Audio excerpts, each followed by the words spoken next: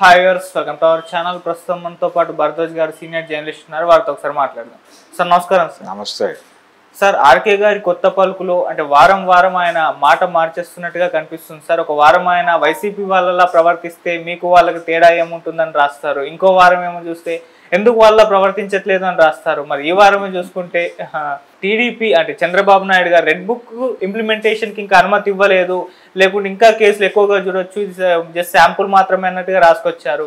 ఈ red book ఇంప్లిమెంటేషన్కి ఆయన permission ఇవ్వకపోవడం వల్ల అసంతృప్తి వ్యక్తమయ్యే అవకాశం ఉంది అన్నట్టుగా కూడా మాట్లాడుతున్నారు సార్ కొంతమంది. సో మీరు దీన్ని ఏ విధంగా చూస్తారు? ఆర్కే గారి కొత్త పలుకుని సార్ మీరేం చెప్తారు? ఆర్కే గారి కొత్త పలుకు ఆయన ఇష్టం అండి. అంటే కొత్త పలుకు అనే టైటిల్లోనే ఆ శ్లేష ఉంది. ఓకే, అంటే గత వారం మాట్లాడింది ఈ వారం మాట్లాడితే కొత్త పలుకు ఎందుకు అవుతుంది? ఒక స్టాండ్ మీద ఉంటే కొత్త పలుకు అవ్వదు. అది ఓకే, ఒక ఆర్గ్యుమెంట్ కొనసాగించేటప్పుడు కొత్త పలుకు అనే టైటిల్ కుదరదు. సో టైటిల్ని జస్టిఫై చేయడానికి ఆయన వారం వారం కొత్త టాపిక్ మాట్లాడతాడు, కొత్త ఇష్యూ మాట్లాడతాడు. ఆ కొత్త ఇష్యూ మాట్లాడేటప్పుడు కొత్త పలుకు మాట్లాడేటప్పుడు పాత పలుకులా ఉండకూడదు. పాత పలుకుని కాంట్రడక్ట్ చేసేదిగా ఉండాలి. ఓకే, అందుకని ఆయన గత వారమేమో అంటే ఒకలాగా కొట్టకపోతే ఒకలాగా మాట్లాడే పద్ధతి. ఒకవేళ వీళ్ళు గనక విస్తృతంగా అరెస్టులు చేస్తే వాళ్ళకి మీకు తేడా ఏముంది, మీరు అదే చేస్తున్నారు కదా అని అంటాడు ఈయనే. ఓకే, ఇప్పుడు జగన్మోహన్ రెడ్డి గారు 33 మందిని చంపేశారు, 300 మంది ఆత్మహత్యలు చేసుకునే పరిస్థితి కల్పించారు. ఈ గోల జరుగుతున్న టైంలో ఒక స్టాండ్ అది అయిపోయింది, ఆ ఫేజ్ ముగిసింది. ఇప్పుడు దాడులు జరగాల్సిన సందర్భంగా ఈయన భావిస్తున్నాడు ఇది జస్ట్ ఈ వారానికే, వచ్చే వారం ఈ స్టాండ్తో ఉంటాడని అనుకోవడానికి లేదు. ఇంకొక స్టాండ్ ఏదైనా న్యూట్రల్ స్టాండ్ తీసుకోవచ్చు, లేదు ఇంకొంచెం అగ్రెసివ్ స్టాండ్ తీసుకోవచ్చు.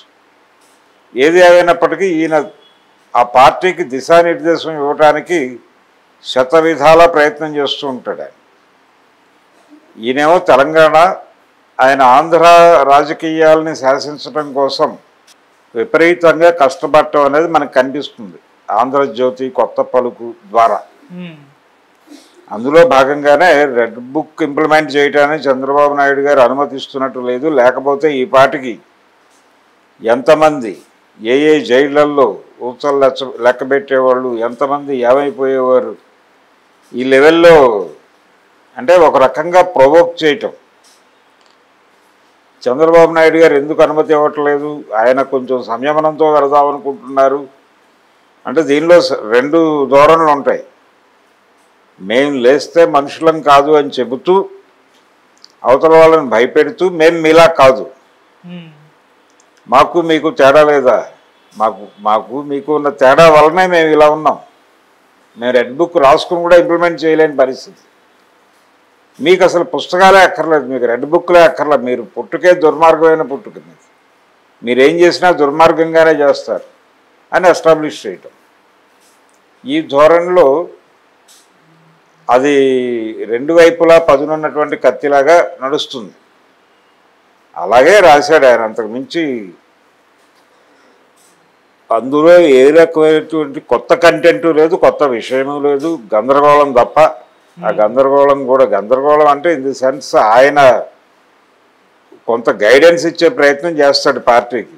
చేసేయండి ఏం పర్లేదు, వాతావరణం కల్పిస్తున్నాం కదా, మేము కల్పించిన వాతావరణాన్ని వినియోగించుకుని మీరు యాక్షన్లోకి దిగండి. ఒకవేళ మీరు యాక్షన్ చేస్తే దాన్ని జస్టిఫై చేయడానికి ఏ ఆర్గ్యుమెంట్ చేయాలో కూడా మా దగ్గర ఉంది, అప్పుడు దాన్ని ప్రవేశపెడతాం. అంటే ప్రజల మనసులతో ఆడుకోవటం, ప్రజల మనోభావాలతో ఆడుకోవటం, ప్రజల్ని తమ కంట్రోల్లో తీసుకుని అంటే పుకారు యుద్ధం చేస్తున్నారు. ఆ పుకారు యుద్ధం మేము ఎఫెక్టివ్గా చేయగలం, మా మీద భరోసా ఉంచి మీరు రెచ్చిపోండి, ఎలా చేయదలుచుకుంటే అలా చేయండి, ఏం పర్లేదు మేము చూసుకుంటామనే భరోసా కల్పించడం కోసం రాస్తున్నాడు ఆయన. అదే ధోరణి ఈరోజు కనిపిస్తుంది, ఎప్పుడైనా అంతే. సో ఆయన ఏంటి, మొన్న ఏదో ఆయన మీకు వాళ్ళకి తేడా లేదా, మీరు కూడా అలాగే చేస్తారు అంటే అది ఒక టాక్టిక్, అదొక ఎత్తుగడ. ఇప్పుడు మాట్లాడింది కూడా ఎత్తుగడే. యుద్ధంలో వ్యూహము ఎత్తుగడలు కీలకం. కాబట్టి ఆయన వ్యూహం ఆయనకు ఉంది, ఆయన ఎత్తుగడలు ఆయనకు ఉన్నాయి. ఆ ఎత్తుగడలు వేసుకుంటూ వెళ్ళిపోతూ ఉంటాడు. ఆయన లక్ష్యానికి చేరుకోవటం అన్నది ఆయన విజయం. చేరుకోగలడు ఆయన.